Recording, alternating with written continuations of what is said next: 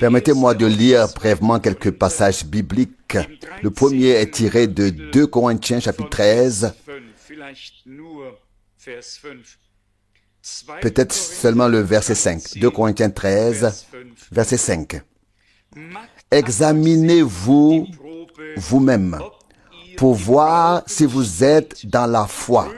Mettez-vous à l'épreuve. Ou bien ne reconnaissez-vous pas en vous-même que Jésus-Christ est en vous? En lisant ce verset, une profonde mélancolie m'a envahi au plus profond de moi. Examinez-vous vous-même. Vérifiez à la lumière de la parole si vous êtes dans la foi. Vérifiez si Jésus-Christ est vraiment en vous. Faites le test. Oui, comment devons-nous le faire? Où se trouve le critère qui permet de le mesurer? D'autres pensées m'ont traversé l'esprit. Examinez-vous vous-même pour voir si vous avez vécu une véritable conversion, une véritable nouvelle naissance d'eau et d'esprit. Examinez-vous pour voir si vous avez reçu le baptême de l'esprit tel que le décrit la Bible. On pourrait continuer ainsi. Faites le test sur vous-même pour voir si vous êtes bibliquement dans la foi, si le témoignage correspond à la réalité. Si en tant que croyants, nous avons à présenter cette confirmation et cette légitimation divine comme nos frères et sœurs les avaient au commencement. Faites le test par vous-même. Oui, examinez-vous vous-même pour voir si Christ lui-même habite en vous, habite en nous. Je pense ici à la parole du frère Branham. Il a en effet fait des comparaisons. C'était un homme de la nature et un homme qui aimait beaucoup utiliser des exemples pratiques qui proviennent de la nature. Ou non, ce sont ceux-là qui lui convenaient le mieux. Mais une chose m'a profondément touché. Il a dit, si l'esprit de Beethoven était en vous, vous feriez ce que Beethoven a fait. Il a dit, si l'esprit de Shakespeare était en vous, vous feriez ce que Shakespeare a fait. Il en a énuméré quelques-uns. Et puis il a dit, si l'esprit de Christ est en vous, alors vous ferez ce que Christ a fait. Car c'est alors que Christ vit en vous. Et Paul l'a dit, Christ en nous, l'espérance de la gloire. Il a pu dire, ce n'est plus moi qui vis, mais Christ qui vit en moi. Nous pouvons dire cela pour la gloire de Dieu. Le frère Branham le frère Branham s'est en effet comporté comme nul autre. Et je n'ai rencontré personne d'autre qui jusqu'à ce jour se soit référé à la parole de l'évangile selon Jean, s'y soit appuyé et l'ait vécu littéralement.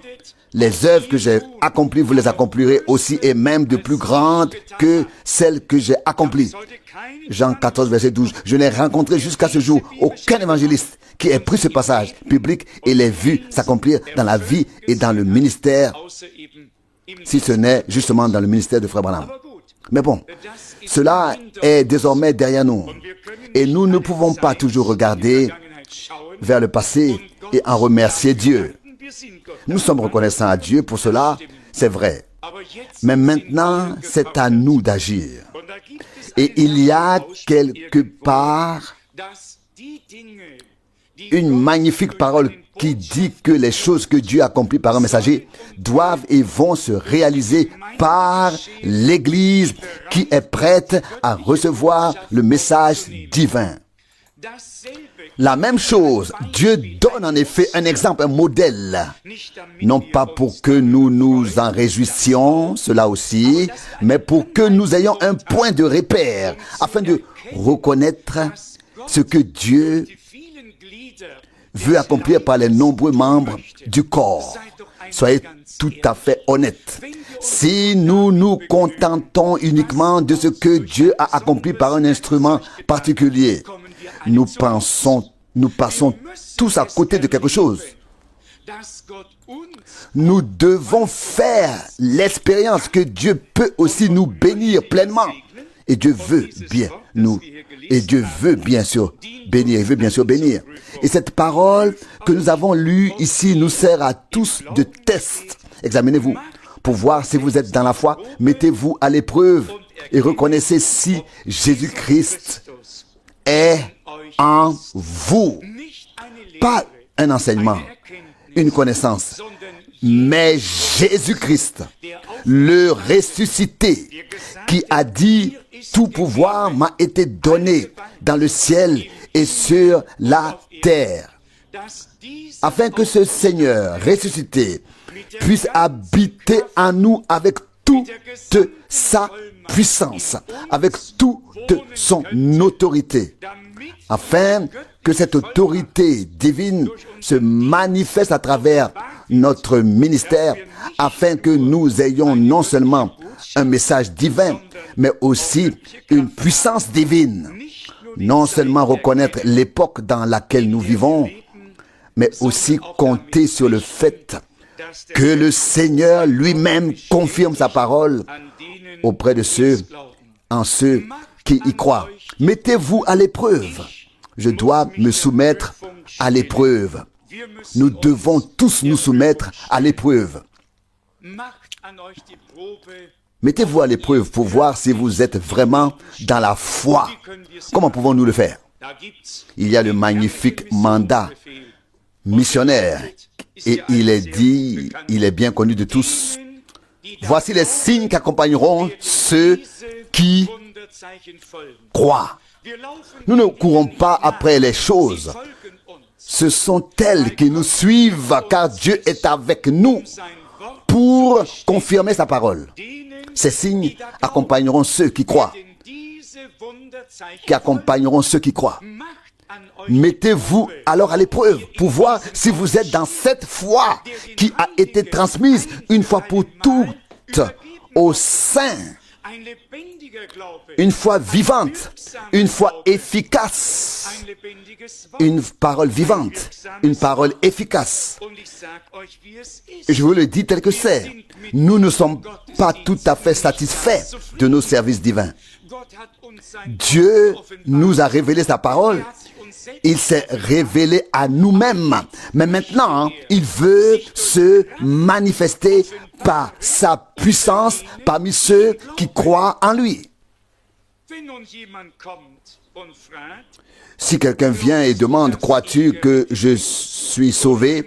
Ou si quelqu'un d'autre demande, es-tu convaincu que j'ai reçu le baptême du Saint-Esprit? Eh bien, qui peut le savoir? Quelqu'un d'autre ou toi-même? Si nous continuons à encore nous poser la question, c'est que nous n'avons pas de certitude nous-mêmes. Mais nous seuls pouvons avoir la certitude de la mesure dans laquelle nous avons fait nous-mêmes l'expérience avec Dieu. Un autre ne peut l'avoir. D'où cette parole sérieuse, solennelle. Examinez-vous vous-même pour voir si vous êtes dans la foi. Mettez-vous à l'épreuve. Nous l'avons entendu dans la citation d'introduction tirée de la parole d'introduction de 1 Jean 3. Quiconque est né de Dieu, 1 Jean 3, tout ce qui y est dit, alors tout est devenu nouveau. Les choses anciennes sont passées. Les choses anciennes sont passées, ont disparu. Une nouvelle vie, une nouvelle façon de penser, un nouveau chemin, le chemin avec Dieu. 2 Corinthiens 5, verset 17. Tout est devenu nouveau.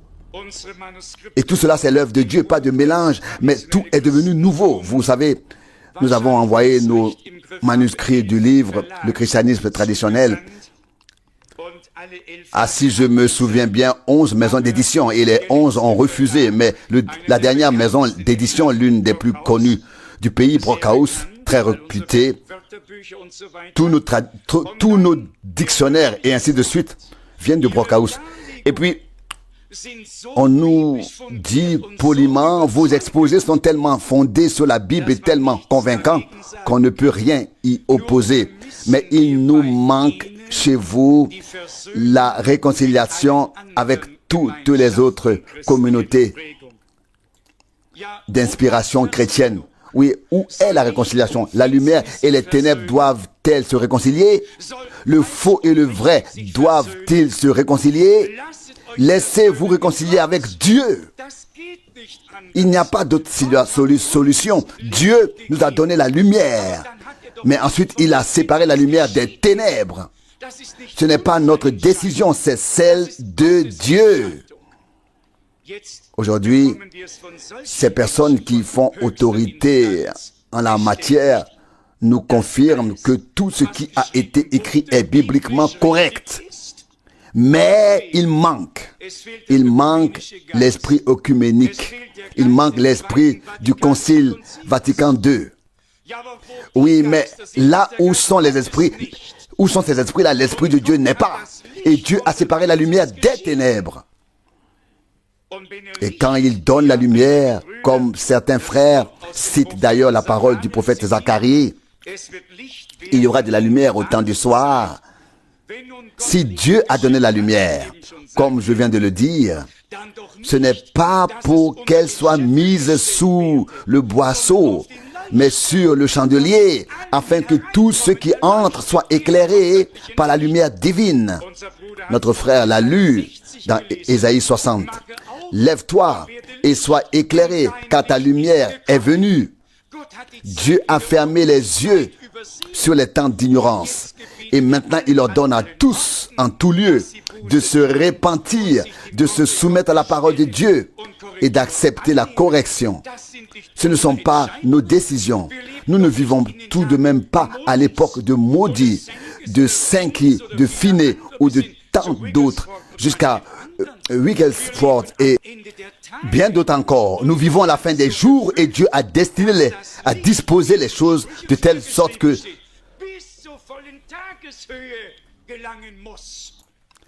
la lumière, comme il est écrit dans le Proverbe 4, atteigne sa plénitude dans le jour. Proverbe 4, verset 18. Et si nous pouvons maintenant voir et vivre cette pleine lumière à la fin, alors marchons dans cette lumière. Et là aussi, nous pouvons nous mettre à l'épreuve pour voir si nous sommes à jour dans le royaume de Dieu ou si nous sommes restés bloqués sur certaines choses sans avancer avec le Seigneur, sans saisir pleinement le temps et l'heure dans lesquels nous vivons, sans nous ranger entièrement du côté de Dieu et d'accepter tout ce qu'il a préparé. J'ai lu aujourd'hui très brièvement l'accusation de notre Seigneur dans Luc 19, du verset 41. À l'époque, il a réprimandé ceux qui ne croyaient pas et leur a dit qu'ils n'avaient pas reconnu la visite qui leur était venue dans la grâce. Luc 19, verset 41. Luc 19, verset 41. Lorsqu'il s'approcha et aperçut la ville, il pleura sur elle. Il est venu chez les siens, et les siens ne l'ont pas reçu. Il a œuvré, il a prêché, et était profondément attristé de voir que malgré toute cette activité religieuse, les yeux ne voyaient pas et les cœurs n'accueillaient pas. Comme l'avait dit le prophète Ésaïe, avec des yeux qui voient, ils ne voient pas, et avec des oreilles qui entendent, ils n'entendent pas. Ésaïe 6, 9, car Dieu leur a donné un cœur endurci. Le Seigneur voyait ces gens qui auraient pourtant dû connaître la parole du psaume 95, 95, verset 8. N'endurcissez pas vos cœurs. Aujourd'hui, si vous entendez sa voix, n'endurcissez pas vos cœurs. mais ils ont endurci leur cœur lorsqu'ils ont entendu sa voix. Il est tout simplement très important que nous soyons saisis, pris à la gorge par la gravité du temps jusqu'à l'extrême. Que toute indifférence cesse et que nous reconnaissions vraiment que le temps est plus grave que jamais. Et aussi avancer de sorte que nous pouvons désormais vraiment nous attendre aux derniers événements dans un avenir très proche. Ici, après avoir pleuré sur la ville, le Seigneur dit au verset 42, « Si seulement en ce jour tu avais voulu reconnaître ce qui sert à ta paix, mais maintenant cela est resté caché à tes yeux. » Quelle tragédie! Le Seigneur parmi son peuple. Mais maintenant cela est resté caché à tes yeux. Si seulement tu avais compris en ce jour qui est le tien, oui, c'est notre jour aujourd'hui. Nous le chantons d'ailleurs dans le cantique, c'est le jour. Un jour particulier, toujours le jour de la grâce, le jour du salut, mais néanmoins une période particulière au sein de ce jour de grâce, de ce jour du salut, dans lequel nous avons maintenant le privilège de vivre et où Dieu accomplit des choses extraordinaires. Puis annonçant le jugement, le verset 43 poursuit, « Car des jours viendront sur toi où tes ennemis érigeront une muraille contre toi, t'encercleront de toutes parts et t'opprimeront de tous côtés. » Verset 44. « Ils te raseront, toi et tes enfants, au milieu de toi, et ne laisseront pas en toi pierre sur pierre, en punition du fait que tu n'as pas reconnu le temps de ta visite miséricordieuse. » Mes chers amis, comme le dit notre frère, il y a une grande différence entre le fait qu'un évangéliste vienne, non pas pour prêcher l'évangile, mais pour obtenir quelque chose en jouant sur les sentiments. Et il y a des malades partout et qui ne voudraient pas guérir. On rencontre très rarement une telle personne. Ce n'est que lorsque les prédicateurs parviennent vraiment à dire à ces pauvres gens, Dieu t'aime. Et c'est pour cela qu'il t'a donné cette maladie, parce qu'il t'aime tant. Si les gens croient cela, il peut alors arriver qu'ils s'y soumettent, peut-être à contre-cœur, mais néanmoins dans la foi, bien qu'il s'agisse d'une non-foi, dans l'incrédulité que c'est Dieu qui l'a fait. Dieu ne punit pas avec le péché, Dieu ne punit pas par la maladie. Les deux sont le résultat de la malédiction. Il n'y aurait eu ni péché, ni maladie, ni mort. Le Seigneur a tout pris sur lui. Mais qui ne voudrait pas guérir? Demandez à un aveugle, à quelqu'un qui a un cancer, quoi que ce soit. Tout le monde voudrait être en bonne santé, n'est-ce pas? Tout le monde souhaite aller mieux. Ici, il est dit aux gens, en punition de ce que tu n'as pas reconnu le temps de la miséricorde, le temps où la miséricorde t'a visité, plutôt. Quand Dieu parle et agit, nous devons y prêter attention. Nous devons l'écouter. Si nous ne le faisons pas, et que cela soit dit très clairement, alors le Seigneur nous laissera partir, nous laissera suivre notre propre chemin. Mais ce n'est que si nous sommes en accord avec lui que nous atteindrons le but. Et nous ne pouvons être en accord avec lui que si nous croyons en toute la parole, jusqu'aux promesses pour nos jours. Et si nous nous attendons qu'elles s'accomplissent. Il a été envoyé vers les brebis perdues de la maison d'Israël. Il est venu chez les siens, mais les siens ne l'ont pas reçu. Et il a dit, tu n'as pas reconnu ce qui sert à ta paix. Et tu n'as pas saisi tes jours ou ton temps. Et c'est pourquoi il a dit, des jours viendront sur toi où tes ennemis feront ce qu'ils ont à faire. Mais bien aimés, même après l'enlèvement, s'accomplira la prophétie d'un temps terrible de tribulation, un temps où les coupes de la colère de Dieu seront déversées, un temps où des hommes crieront, montagne, tombez sur nous et couchez et cachez-nous de la colère de celui qui est assis sur le trône de la colère de l'agneau. Un temps de grande tribulation s'abattra sur tous ceux qui n'ont pas reconnu le jour miséricordieux de la visite de Dieu. Nous pouvons être croyants, nous pouvons appartenir au Seigneur. Et pourtant, à moins que Dieu ne nous accorde sa grâce, nous ne comprendrons pas ce qui est réellement en jeu en tant qu'enfants de Dieu, nous qui avons le privilège de vivre en ces jours. Permettez-moi également d'aborder ce point. Examinez vous-même pour voir si vous êtes dans la foi. Examinez-vous vous-même pour voir si vous avez reconnu les signes des temps. Examinez-vous pour voir si vous voyez, reconnaissez, croyez et vivez les promesses pour ces jours.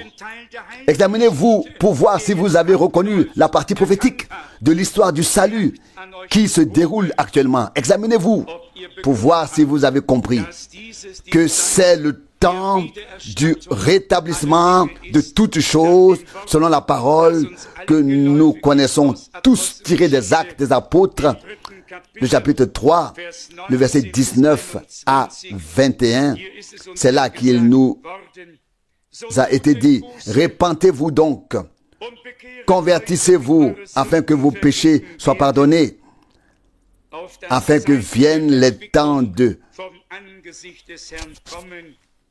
rafraîchissement de la part du Seigneur et qu'il puisse envoyer Jésus, celui qui a été désigné pour vous comme loin. D'abord le temps du rafraîchissement, puis le retour de Jésus-Christ. D'abord l'appel à sortir et la préparation de l'épouse, puis la venue de l'époux lui-même. D'abord être rempli et scellé du Saint-Esprit pour le jour de la rédemption de notre corps, puis la rédemption de notre corps elle-même. Nous devons considérer l'ordre divin, nous y soumettre et prier le Seigneur pour que toutes choses suivent leur cours selon l'ordre divinement établi. Le voulez-vous tous? Souhaitons-nous que Dieu agisse selon l'ordre qu'il a donné lui-même dans la parole, que tout doit s'accomplir. Voici ce qui est écrit au verset 21. Celui-ci, c'est-à-dire Jésus, doit toutefois être accueilli au ciel jusqu'au temps du rétablissement de tout ce que Dieu a annoncé par la bouche de ses saints prophètes depuis les temps anciens. Que nous dit ce passage? Jésus attend au ciel jusqu'au temps du rafraîchissement, jusqu'à ce que vienne le temps de la restauration, du rétablissement de tout ce que Dieu a annoncé par la bouche de ses saints prophètes depuis les temps anciens. Tout doit être ordonné selon la volonté divine. Et comme nous l'avons déjà souvent dit, Élie a en effet rétabli à l'époque l'autel du Seigneur qui avait été renversé. 1 Roi 18:30. D'un côté les prêtres de Baal, de l'autre les prêtres d'Achéra, et un homme de Dieu au milieu de tous. Et le Seigneur lui fit savoir: j'en ai encore 7000 qui n'ont pas fléchi le genou devant Baal. Je n'ai pas le désir d'être prophète. Je ne suis pas destiné à cela. Mais j'ai tout de même un désir. J'ai le désir de voir s'accomplir de mes propres yeux la parole des apôtres et des prophètes. J'ai le désir que Dieu accomplisse sa parole, ses promesses. J'ai aussi le désir de vivre une expérience du Carmel, où Dieu prend la décision, où Dieu répond et où les gens n'ont plus à se demander ce qui est juste ou non, où Dieu lui-même donne la confirmation. Chaque fois que je me suis rendu en Israël, sur le mont Carmel, et que j'y ai vu la grande statue du prophète Élie, l'épée à la main, cela m'a profondément ému. Et je me suis dit, Seigneur, tu peux refaire ce que tu as fait autrefois. Et nous ne voulons en aucun cas dire quoi que ce soit, même le moindre mot sur une quelconque religion. Toutes ont leur raison d'être, sinon elles n'existeraient pas. Nous n'avons même pas le droit de blasphémer contre Satan. Vous pouvez le lire chez le prophète Zacharie. Là, l'homme de Dieu a dit que le Seigneur te réprimande. Zacharie 3:2. Nous n'avons pas le droit de nous moquer de quoi que ce soit. Certainement pas. Notre frère a mentionné que chaque Saint Nicolas porte justement cette chose sur la tête, et bien sûr le pape a justement une telle chose sur ça, qui se dresse sur sa tête. Nous n'y pouvons rien. Qu'ils doivent jouer ce rôle, lui-même n'y peut rien. Il a été placé dans ce rôle, il doit le jouer, tout comme nous avons été placés et établis dans notre position par Dieu. Ainsi tout le reste, tous les rois, tout ce qui fait partie du déroulement de la fin des temps doit trouver sa place. Et si l'on veut, nous pouvons le dire sans crainte. Nous sommes désolés que de tels rôles doivent également être joués et qu'ils fassent eux aussi partie du déroulement de la fin des temps. Et quand il est écrit dans Apocalypse 13, verset 8, qu'il séduira toutes les nations et tous les hommes sur la terre, tous sauf ceux dont les noms sont inscrits dans le livre de vie de l'agneau immolé. Alors il doit le faire. Qui puis-je faire? Mais une chose est certaine. Les élus ne peuvent être égarés dans l'erreur, car les élus ont été destinés par Dieu, et cela avant même la fondation du monde, à être transformés à l'image de Jésus-Christ, le Fils de Dieu. Ils sont rachetés par le sang de l'agneau, nés de nouveau pour une espérance vivante, et portent en eux la vie et la nature de Jésus-Christ. Et comme nous l'avons entendu, nous sommes maintenant enfants de Dieu. Et ce que nous serons un jour n'a pas encore été manifesté.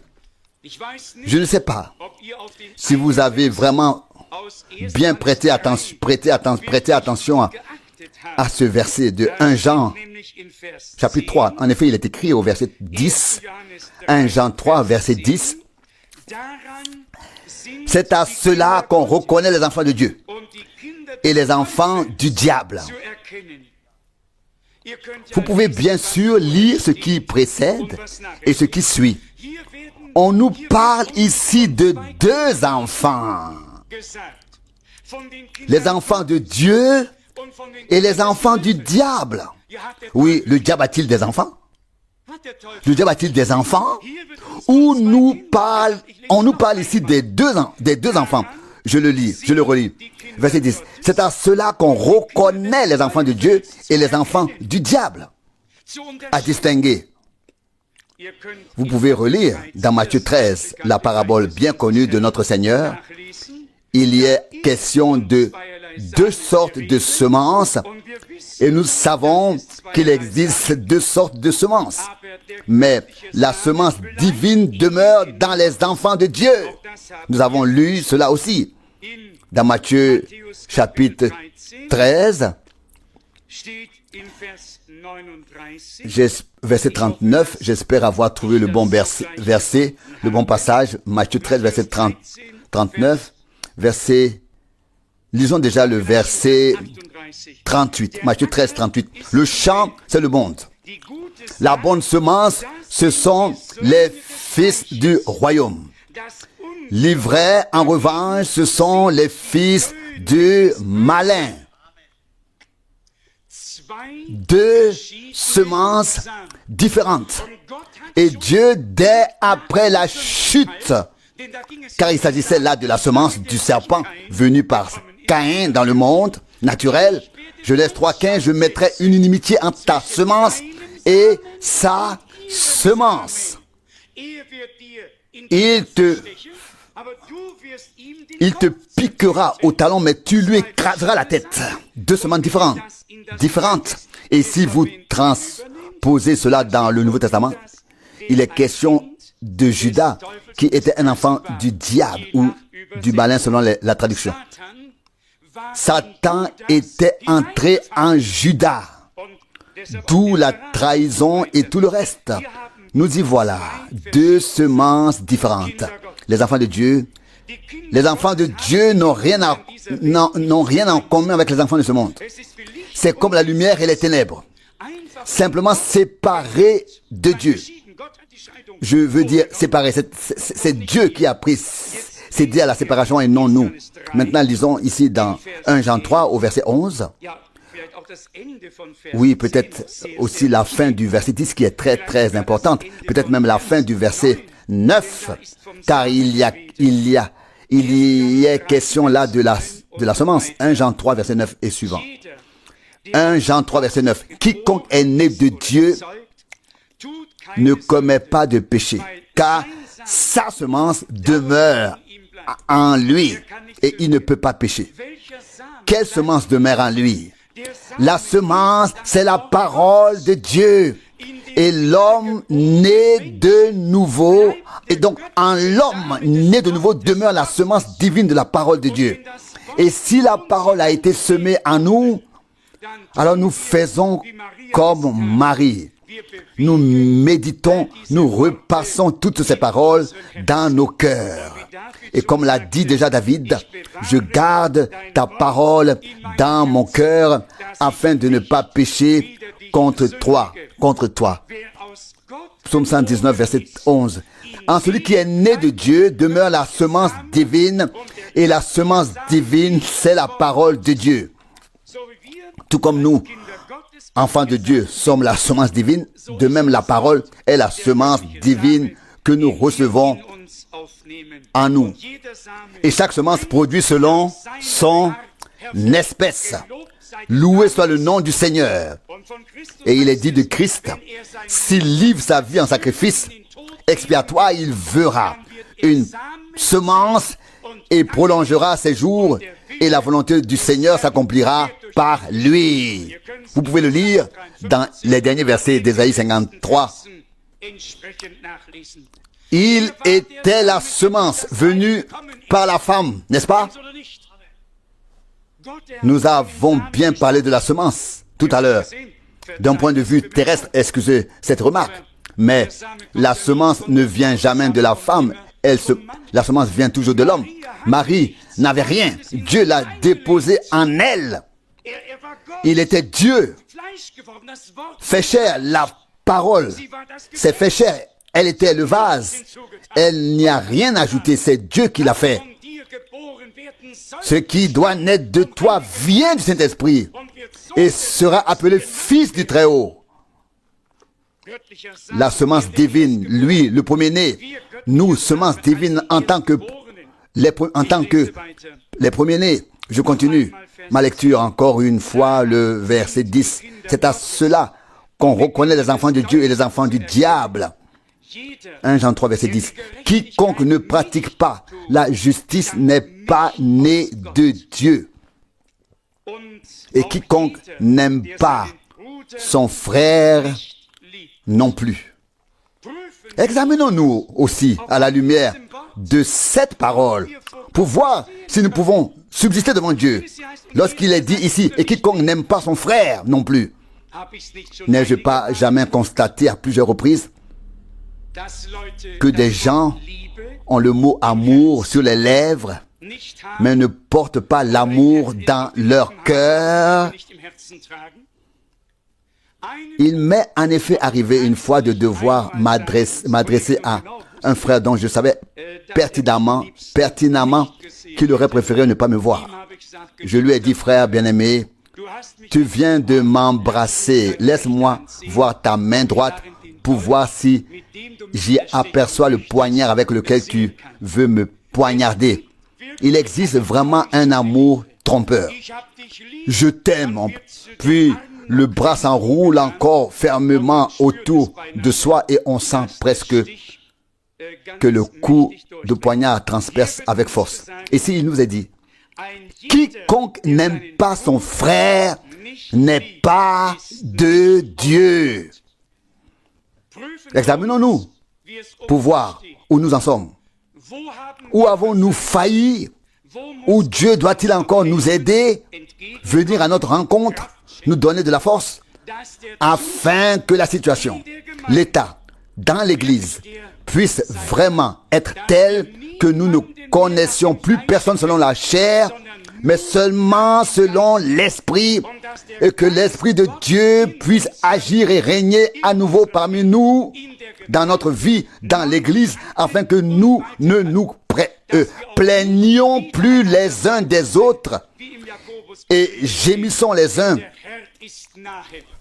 contre les autres, comme il est écrit dans l'épître de Jacques, car le Seigneur est proche, et que nous pratiquions véritablement l'amour, comme nous le dit la parole de Dieu. Pas par obligation, on n'a pas besoin de le dire aux gens qui s'aiment. Ils le manifestent en effet. Frères, des frères qui s'aiment, on n'a plus besoin de leur dire tu devrais aimer ton frère. L'amour est là automatiquement, car cet amour a été répandu. Il a été répandu par le Saint-Esprit dans nos cœurs. Et s'il n'est pas là, c'est qu'il n'a pas été encore répandu par le Saint-Esprit. Cela est aussi très important. On ne peut pas avoir l'amour automatiquement. Il doit être répandu dans nos cœurs par le Saint-Esprit. Et lorsque cette effusion du Saint-Esprit a eu lieu, alors nous l'avons et nous le portons dans nos cœurs. Passons maintenant au verset 11 et 12 de 1 Jean 3. Car voici le message que vous avez entendu dès le commencement. Nous devons nous aimer les uns les autres. Verset 12. Non pas à la manière de Caïn. Lui, comment Caïn a-t-il donc aimé? Verset 12. Non pas à la manière de Caïn, qui était un enfant du diable. Dommage qu'il ne soit pas écrit ici qu'il était un enfant d'Adam. Mais nous laissons la parole de Dieu telle qu'elle est. Verset 12. Non pas à la manière de Caïn, qui était un enfant du diable et qui a tué son frère. Et pourquoi l'a-t-il tué? Parce que toutes ses actions étaient mauvaises, tandis que celles de son frère étaient justes. Il en a toujours été ainsi depuis le commencement. Ceux qui sont nés de l'Esprit n'ont jamais haï ceux qui vivent dans la chair, mais c'est l'inverse. Je vous le lis dans Galates 4, cela devrait toujours s'y trouver. Le chapitre 4 de Galates nous le dit clairement, notamment au verset 28 à 30. Galates 4, 28 à 30. Mais vous, mes frères bien-aimés, vous êtes à la manière d'Isaac, enfant de la promesse. Verset 29. Comme hors de même qu'autrefois, le fils né selon la chair persécutait celui né selon l'esprit, il en est de même aujourd'hui. Que dire à ce sujet? Aujourd'hui encore, près de 2000 ans après que Paul ait écrit cela, la situation est exactement la même qu'à l'époque. Je le relis. Verset 29. Mais de même qu'autrefois le fils né selon la chair persécutait celui né selon l'esprit, il en est de même aujourd'hui. La parole de Dieu va au-delà des âges. On ne peut pas dire cela s'appliquait autrefois mais pas aujourd'hui. Cela, c'est vrai autrefois mais pas aujourd'hui. Cela s'applique toujours. Ce que Dieu a dit est valable pour toujours. Quelle était la différence entre Isaac et Ismaël? Très très simple. Ismaël était un fils né de manière tout à fait naturelle, sans promesse, ni tout ce qui s'y rattache. Mais Isaac était un fils promis. Dieu a fait à Abraham alors qu'il avait 75 ans, 75 ans, la promesse de lui donner un fils. Et Abraham crut à Dieu, crut Dieu, attendit ensuite exactement 25 ans et ne se laissa pas égarer par l'incrédulité, mais s'appuya sur la promesse de Dieu. Isaac, un fils promis, par lequel s'est accomplie la promesse faite à Abraham. Paul écrit ici, verset 28, « Mais vous, frères bien-aimés, vous êtes à la manière d'Isaac, des enfants de la promesse. Nous avons cru aux promesses de Dieu pour ce temps et nous les verrons s'accomplir. Nous ne sommes pas engendrés selon la chair. » Cela figure également dans l'évangile selon Jean au chapitre 1. Cela peut en surprendre certains, mais c'est bien écrit ici. Évangile de Jean, chapitre 1, versets 12 et 13. « Mais à tous ceux qui l'ont reçu, il a donné le pouvoir de devenir enfants de Dieu, à savoir à ceux qui croient en son nom. » Verset 13. « Qui ne sont pas nés du sang, ni de la volonté de la chair, ni de la volonté d'un homme, mais de la volonté de Dieu. » Il y a sur terre des enfants de Dieu, nés de nouveau par le Saint-Esprit, une descendance divine, des hommes qui ont part à la nature divine.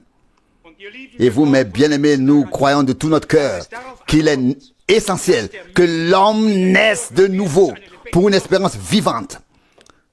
Et si quelqu'un pense qu'il suffit de croire simplement ce que Dieu a promis, cela ne suffit pas. Cela ne suffit que si nous croyons comme le dit l'Écriture. Nous devons croire ce que la Bible dit au sujet de la nouvelle naissance. Nous devons croire et vivre et personnellement expérimenter tout ce qu'elle dit au sujet du baptême du Saint-Esprit. Tout. Et au sujet de la fin des temps, nous devons croire en l'ensemble, pas seulement en une partie. Il ne doit manquer aucun maillon dans toute la chaîne et rien ne doit être omis. Croire comme le dit l'Écriture, se laisser gracier par Dieu, recevoir la grâce de Dieu et tout accueillir, accepter, recevoir en soi, afin d'être ainsi mis par Dieu lui-même en mesure de le servir, d'être béni par lui et d'être utilisé ensuite par lui. Résumons. Mettez-vous vous-même à l'épreuve pour voir si vous êtes dans la foi. Qu'en est-il de notre foi, bien-aimés frères et sœurs? Notre foi est-elle déjà telle que dit les Écritures? Des fleuves d'eau vive coulent-ils déjà? Jean 7, 38. L'Esprit de Dieu a-t-il déjà fait irruption à nous? La promesse s'est-elle accomplie, à savoir que les œuvres que le Seigneur a accomplies se réalisent aussi par ceux qui croient? Jean 14, 12, c'est ce qu'a dit le Seigneur. Il y a encore des promesses qui trouveront leur accomplissement.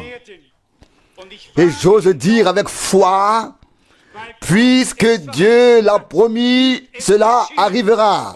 Et l'Église sera amenée à cette condition.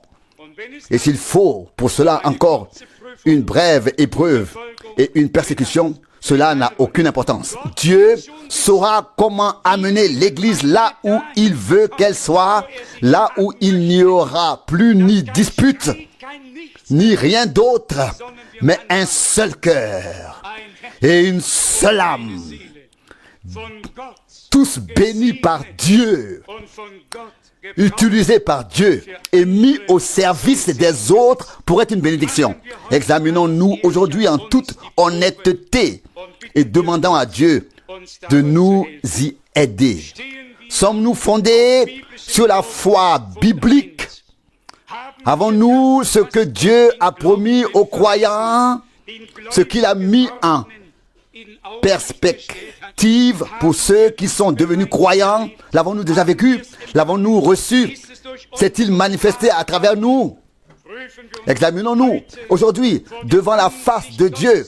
Voyons à quoi nous ressemblons devant lui dans le miroir de la parole. Et demandons-lui de nous aider à avancer dans la foi, à ne pas baisser les bras et à ne pas dire Seigneur, oui, il me manque encore beaucoup. Nous ne lui avons ainsi rendu aucun service ni à nous-mêmes. Pensons donc à hier soir et permettez-moi de lire à ce sujet un autre passage de l'Épître aux Philippiens au chapitre 2. Hier, nous avons lu l'Épître aux Philippiens au chapitre 1. Dans l'Épître aux Philippiens au chapitre 2, verset 12. C'est pourquoi, mes bien-aimés, comme vous avez toujours été obéissants, veillez à travailler à votre salut avec crainte et tremblement, non seulement comme lorsque j'étais présent parmi vous, mais encore plus maintenant que je suis loin de vous. Verset 13. Car c'est Dieu qui produit en vous le vouloir et le faire afin de lui plaire. Loué soit le nom du Seigneur. Hier, nous avons lu Philippiens 1:6. Celui qui a commencé cette œuvre la mènera à son terme jusqu'au jour de Jésus-Christ. Et ici, nous lisons verset 13. Car c'est Dieu qui produit en vous à la fois le vouloir et le faire. C'est lui qui a produit en nous le vouloir. Sans lui, nous n'aurions pas pu vouloir. Nous n'avons pu vouloir que parce qu'il a voulu. Nul ne peut venir à lui si le Père ne l'attire premièrement. Et tous ceux qui viennent à moi, je ne les rejetterai pas. Jean 6, 37. Il nous prend par la main. Il nous accueille. Il nous reçoit. Ici, il nous est dit, verset 13, car c'est Dieu, amen, qui? Car c'est Dieu qui? Oui, amen, tu n'y es pour rien si tu as été sauvé. Et moi non plus. C'est la grâce de Dieu et la miséricorde de Dieu. C'est l'élection, c'est l'amour, c'est la grâce. Que le nom de notre Seigneur soit loué et glorifié pour l'amour qu'il nous a témoigné. Verset 13, car c'est Dieu, ni toi ni moi, c'est Dieu, car c'est Dieu, verset 13, Philippiens 2, qui opère en nous à la fois le vouloir et le faire. Laissez-le simplement agir. Et si aujourd'hui certains d'entre vous n'ont pas encore reçu ce vouloir, qu'il arrive aujourd'hui, que la volonté divine prenne naissance en nous, que vous vous abandonniez au Seigneur, que vous ressentiez son amour, et que vous sachiez maintenant il t'appelle, maintenant il m'appelle, maintenant il me parle, maintenant c'est à toi qu'il s'adresse. Et puis, à tous ceux qui ont déjà fait l'expérience d'avoir reçu le vouloir divin, alors nous pouvons vous crier sur la base de la parole de Dieu.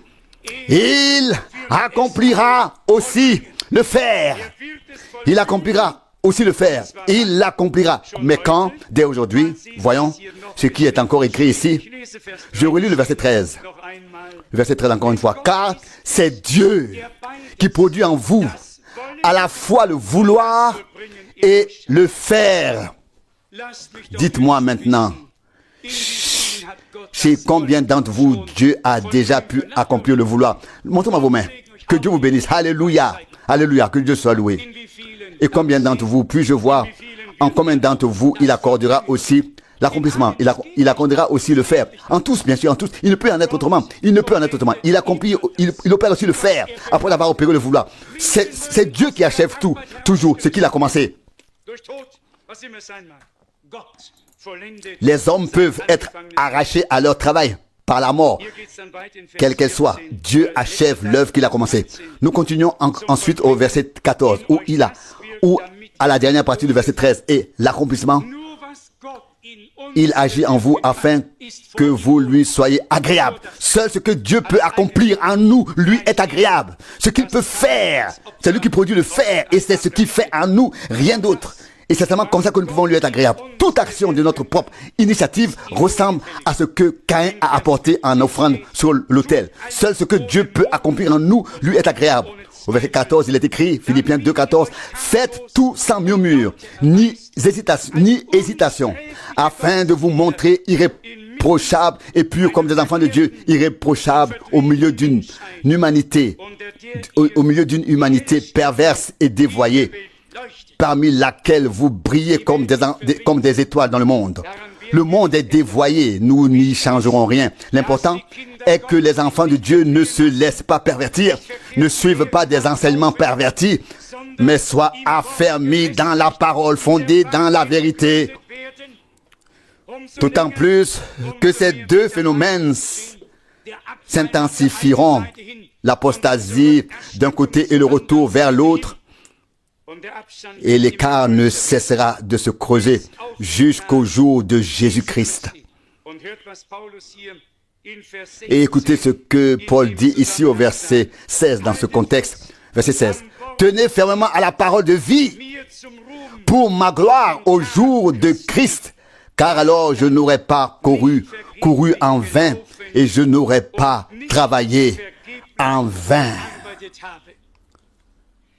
Puisse cela s'accomplir, puisse cela s'appliquer ici aussi à nous tous, afin que nous nous attachions à la parole de vie. Remarquez bien, non pas à une parole de mort, mais une parole de vie pour la vie. Et Paul écrit, nous sommes une odeur de vie pour la vie, de Corinthiens 2,16. Alléluia, loué soit le nom du Seigneur. Tous ceux qui étaient destinés par Dieu à la vie éternelle sont devenus croyants, comme nous pouvons le lire dans les Actes des Apôtres, chapitre 13. Il en était ainsi autrefois, il en est ainsi aujourd'hui. Tous ceux qui étaient destinés à la vie éternelle sont devenus croyants lorsqu'ils ont entendu la parole du Seigneur. Puisse-t-il en être de même aujourd'hui parmi nous? À la gloire, à la gloire du jour de Jésus-Christ. Le jour de Jésus-Christ se distingue du jour du Seigneur, en ce que le jour de Jésus-Christ est le jour de son retour pour venir chercher l'épouse en tant qu'époux. Et le jour du Seigneur brûlera comme un four. Le jour du Seigneur est un jour terrible, un jour de jugement. Nous attendons le grand et glorieux jour, le jour de Jésus-Christ. Et certains s'étonneront peut-être de trouver dans le premier sermon de Pierre une divergence entre le Nouveau Testament et le texte de l'Ancien Testament. Mais c'est l'Esprit de Dieu qui l'a fait ainsi, intentionnellement. Vous pouvez tous le vérifier dans l'Ancien Testament. Je vais maintenant vous le lire très rapidement, si Dieu le veut, comme dernier passage du Nouveau Testament, à savoir dans les Actes des Apôtres, chapitre 2, verset 20. Le soleil se changera en ténèbres et la lune en sang avant que le jour du Seigneur n'arrive. Et écoutez ce qui est écrit ici. Le grand et glorieux, verset 20. Actes des Apôtres 2. Vous pouvez lire tous les autres passages bibliques. On y trouve toujours le grand et redoutable ou le grand et terrible jour du Seigneur. Je vais vous le lire, les deux derniers versets du chapitre 3 de Malachie. On trouve toujours la même chose partout dans tout l'Ancien Testament. Malachie 4, verset 5. Sachez bien que je vous enverrai le prophète Élie avant que vienne le grand et terrible jour du Seigneur. Terrible. D'autres traductions disent le jour épouvantable, redoutable du Seigneur. Pierre dit le jour glorieux. Pourquoi?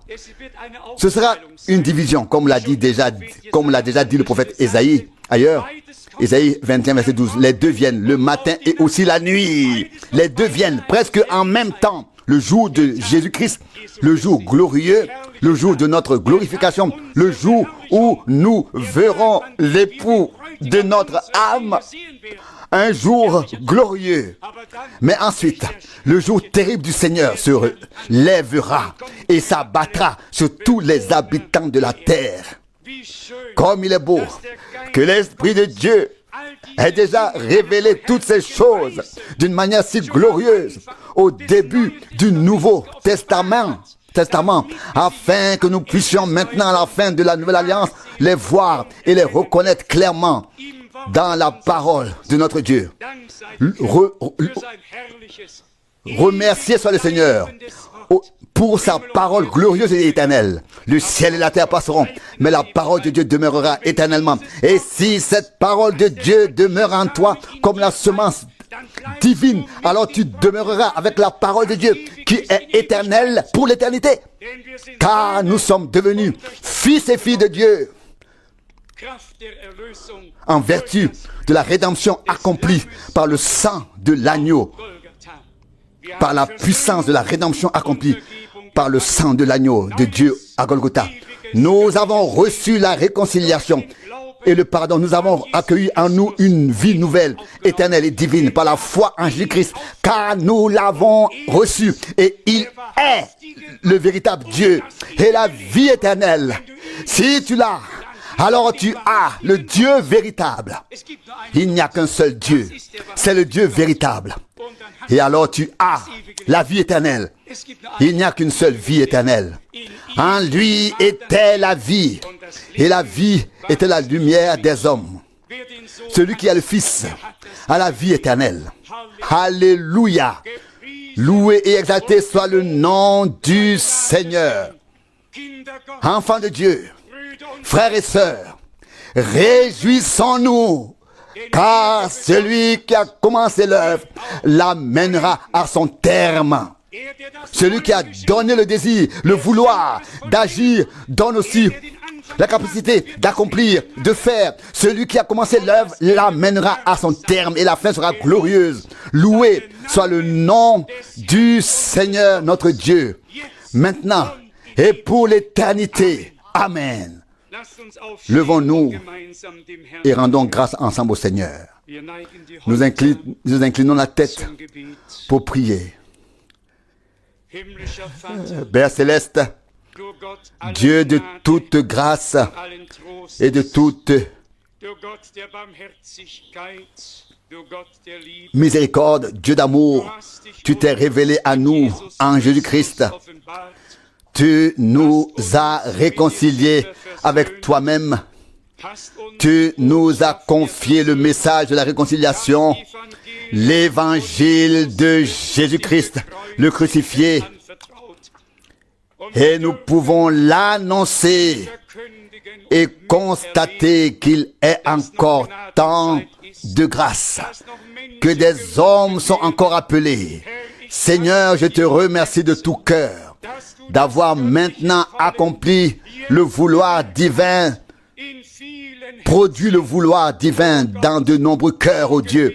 Aussi certainement que tu as mis ce vouloir en eux aussi, certainement tu feras avancer les choses et tu accorderas l'accomplissement par ta grâce, car personne ne peut venir à toi à moins que tu ne l'attires, qu'il soit attiré par toi. Maintenant nous venons ensemble vers toi avec tous ceux qui ont levé les mains et nous te rendons gloire du fond du cœur. Tu sauves encore, tu te révèles encore, tu attires encore à toi. Sois remercié, Seigneur bien-aimé, pour l'œuvre, l'action de ton Saint-Esprit. Ta parole ne revient pas vide, elle accomplit ce pourquoi tu l'as envoyée. Sois loué et glorifié. Je te remercie pour mes frères et mes sœurs qui ont pris la décision de te suivre, qui ont senti que tu avais mis en eux le vouloir et que tu l'avais produit par ton Saint-Esprit. Qu'ils sachent et que nous sachions tous que c'est par grâce que tu leur accorderas aussi le faire, l'accomplissement. Oui, tu achèveras ton œuvre et tes enfants jusqu'au jour de ton retour, jusqu'au jour de ce jour glorieux de Jésus-Christ, notre Seigneur. ô époux de nos âmes, de notre âme, roi des rois, Seigneur des seigneurs, nous te louons et nous te rendons grâce pour ta présence merveilleuse et glorieuse. Nous te louons, Seigneur Dieu Tout-Puissant, qui était et qui est et qui vient. Sois loué et glorifié pour l'éternité. Que ton nom, le nom de Jésus, soit hautement loué et glorifié. Seigneur, révèle la puissance du nom de Jésus, la puissance de la parole, du sang et de l'Esprit de Dieu au milieu de ton Église. Nous t'en prions et te remercions de le faire. Tu as déjà commencé. Sois loué et glorifié pour l'éternité. Alléluia. Et que tout le peuple dise Alléluia. Que tous disent gloire à Dieu. Gloire au Seigneur. Alléluia. Alléluia. Alléluia. Gloire à Dieu, le Seigneur. Nous ressentons la présence du Dieu Tout-Puissant parmi nous. Le Seigneur est proche de tous ceux qui se sont humiliés en sa présence, qui ont le cœur brisé et l'esprit humble. Il est proche d'eux pour se révéler, pour sauver, pour guérir, pour délivrer, pour donner la paix et la joie dans le Saint-Esprit. Alléluia. Loué et exalté soit le Seigneur, notre Dieu, maintenant et pour l'éternité. Amen.